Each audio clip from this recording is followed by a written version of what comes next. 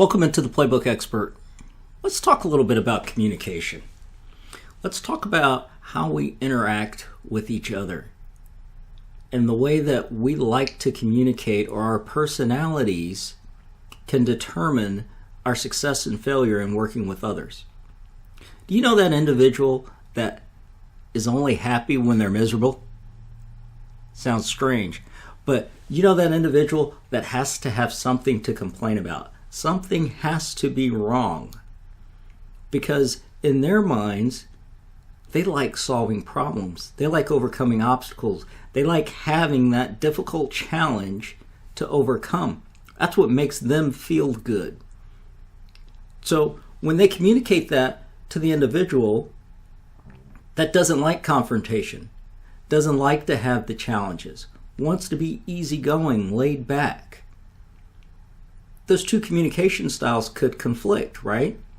Could be hard for us to work together, because I may be laid back and you may come to me all upset, all in a tizzy because of you wanting to be upset about something.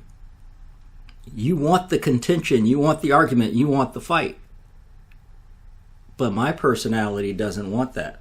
My personality wants to be laid back, wants to be comfortable, easygoing. You can't understand. Why don't you see how urgent and important this is? I don't see it as a very big deal. To me, we'll get through it. It's not a huge issue. It's not something to freak out about.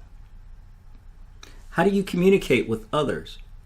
How do you work through that process? Which personality is yours?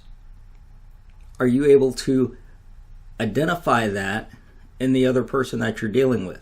So many times we go out and we consider ourselves managers or leaders or building our own organizations, building our own companies, which then means we have to manage employees. We have to manage other personalities.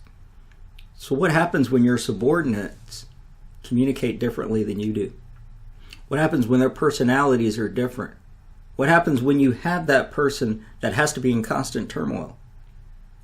How do you deal with that? How do you find a way to work through it in order to get the best for your organization, the best for your company? Because see, your role is communicating so that you can achieve the highest objective. What's your communication style? How are you going to work with them?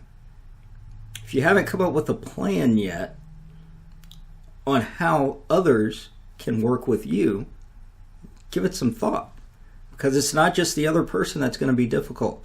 Their view of you is that you're the one that's difficult, because it's different than how they communicate. It's different than how they see a situation, how they like things. Have you figured out how to communicate what makes you tick? What makes you happy? What's important to you? Have you figured that out yet?